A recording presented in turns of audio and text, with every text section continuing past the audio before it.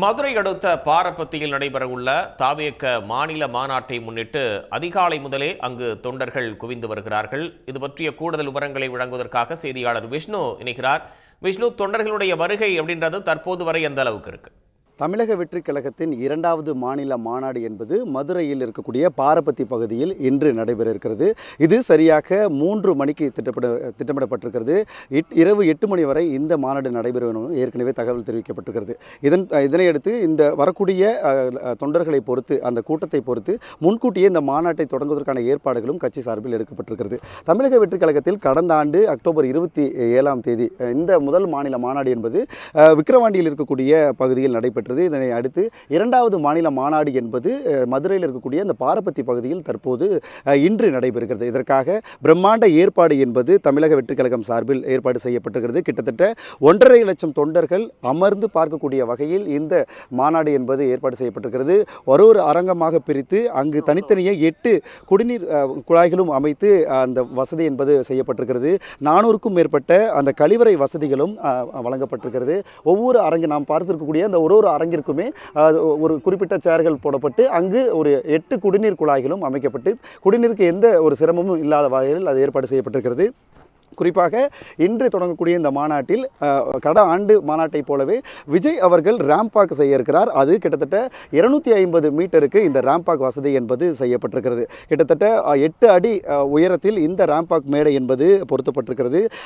யாரும் தொண்டர்கள் அவரை நெருங்காத வண்ணம் 10 அடி இடைவெளியில் ஒரு உயரிய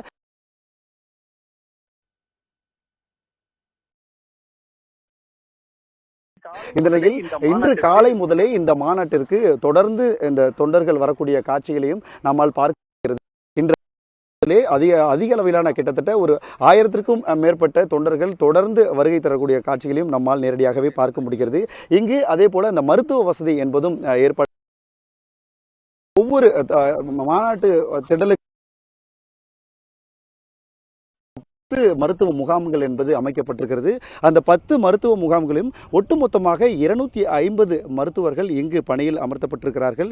அது மட்டுமின்றி அதற்கு செவிலியர்கள் மற்றும் மருத்துவ குழுவினர் என ஒட்டுமொத்தமாக 600 பேர் இந்த மருத்துவ முகாமிலும் பணியாற்றிருக்கிறார்கள். இப்படி தொடர்ந்து மதுரை அந்த மாநாட்டில் வந்து ஒரு குறிப்பாக சிறப்புமிக்க ஒரு விஷயம் என்றால் இந்த கருப்பொருள் என்பது 1967ஆம் ஆண்டு எப்படி அறிஞர் அண்ணா முதல் முறையாக முதலமைச்சராகி ஆட்சி பெற்றாரோ அதே போல 1977ஆம் ஆண்டு எப்படி எம்ஜிஆர் அவர்கள் முதலமைச்சராகி ஆட்சி பெற்றாலோ அதே வகையில் அதே கருப்பொருளை உருவாக்கும் வகையில் அவர்களுடைய புகைப்படங்களுடன் விஜயின் புகைப்படம் இடம்பெற்று முகப்புகளிலும் அதே போல மாநாட்டு மேடையிலும் அங்கே புகைப்படங்கள் என்பது வைக்கப்பட்டிருக்கிறது. குறிப்பாக இந்த மாநாட்டிற்கு வாகை சூடும் வரலாறு திரும்புகிறது என்ற தலைப்பை வைத்து இந்த கருப்பொருள் மூலம் இந்த மாநாடு நடத்த திட்டமிட்டிருக்கிறார்கள்.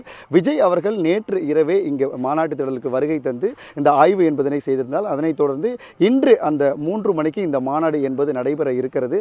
இங்கு முக்கியமாக அந்த மாநாட்டில் தீர்மானங்கள் என்பது நிறைவேற்றப்பட இருக்கிறது. 20க்கும் மேற்பட்ட தீர்மானங்கள் நிறைவேற்றப்பட இருப்பதாகவும் தகவல் வெளியாகிருக்கிறது. இன்று மாலை 3 மணிக்கு மேல் தொடங்கக்கூடிய இந்த மாநாட்டிற்கு தொடர்ந்து பல்வேறு தமிழகத்தில் இருக்கக்கூடிய பல்வேறு மாவட்டத்திலிருந்தும் அருகாமையில் இருக்கக்கூடிய பகுதி மக்களும் தொடர்ந்து இந்த மாநாட்டிற்கு வந்த வண்ணம் இருக்கிறார்கள். தற்போது வரை பல ஆயிரம் தொண்டர்கள் அதிகாலை முதலே வருகை தந்து தற்பொழுது அந்த மாநாட்டு மேடைக்கு முன்பாக அமர்ந்திருக்கக்கூடிய காட்சிகளையும் பார்க்கிறோம். தொடர்ந்து அந்த பொதுமக்கள் தொண்டர்களும் இங்கே வரக்கூடிய காட்சிகளையும் நம்மால் நேரடியாகவே பார்க்க முடிகிறது. நேரடி கள தகவல்களுக்கு நன்றி விஷ்ணு. உடனுக்குடன் செய்திகளை தெரிந்து கொள்ள சன் நியூஸ் பெல் ஐகானை கிளிக் பண்ணுங்க.